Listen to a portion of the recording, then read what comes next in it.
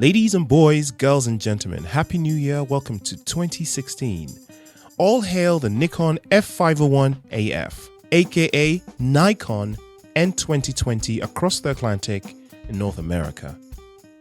Quick story, it's a 35mm SLR that started life in 1986. The F-501 was regarded Nikon's first successful autofocus SLR. It was their second SLR to feature automatic film loading and film advance. The first was the F-301, which was basically the F-501 but with manual focus. With the F-501 and its sibling, the F-301, Nikon made a move from the metallic chrome silver body design to a polycarbonate, i.e. black design. One can say it marked the end of the vintage era look of the cameras. Ironically though, Nikon, like Fuji and Olympus, they're returning to the classic chrome silver body paradigm, probably due to popular demand. Right, let's get to it with some of the features of this camera. When it comes to features though, this camera has so many that it would be impossible for me to talk about them all in this short format type video, but I'll try to give you a nice overview. The 501 accepts 35mm film format, which is loaded from the back as usual. Loading this film is easy and quick due to the Nikon Easy Load technology, they call it. The film is also automatically advanced to the next frame after every shot. The motor drive can advance the film at about 2.5 frames per second, depending on the autofocus auto exposure lock, and the camera has DX film decoding, which will automatically set the ISO.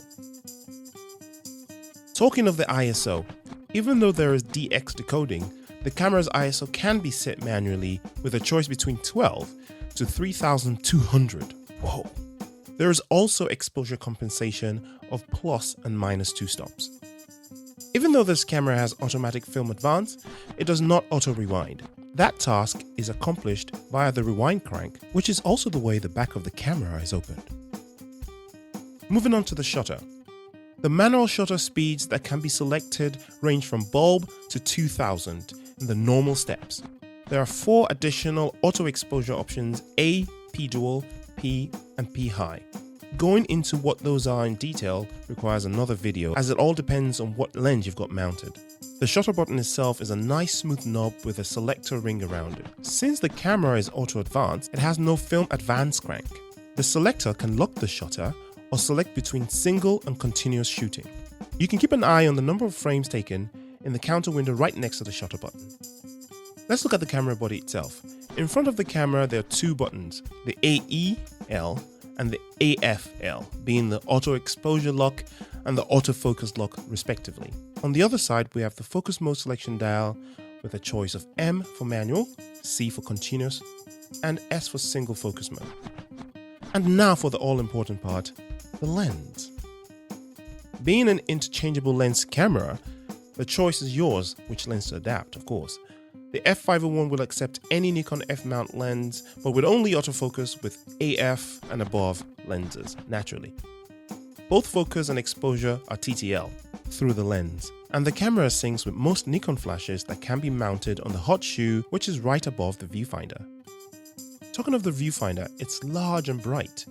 You hardly have to take your eyes off the viewfinder, as it has all the information you need: exposure, battery status, etc. The level of information in the viewfinder, along with the audio cues you get, makes the camera really easy to use once you're used to it. How is it powered? Well, this camera is powered by either 4 AA batteries or 4 AAA batteries. So that's 4 AA batteries or 4 AAA batteries, as they say. To use AAA batteries, you need an adapter. Well, that is great because either battery type is easily obtained, as they're still in general use today, thankfully. So that's sort of an overview of the specs. This camera has a few more things that it can do that I haven't mentioned for time's sake. Moving on, what about use? Who is this camera for and how does it handle? Well, I'd say this camera is great for action photography, so sports, wildlife, and maybe even street photography if the desired thing is to capture quick moving action. and to grab many frames. Of course, it's no match for the burst modes of modern cameras, but at 2.5 frames a second, you'd run out of any film in less than a quarter of a minute. I did get a chance to play around with this camera with a decent Nikon zoom lens. I love the handling of the camera. I did accidentally take too many pictures, fire off too many frames at times in the beginning because I wasn't very used to it. And being a rangefinder guy, I'm used to pressing the button and keeping it pressed. For me, it doesn't actually feel that much different from using a modern day DSLR, that is a digital SLR, since it has so many functions and a lot of the work is done for you.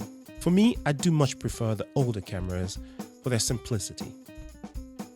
Well, that's it for today. I'll be back next time with another awesome camera. Don't forget to subscribe, and I'll see you next time. Bye.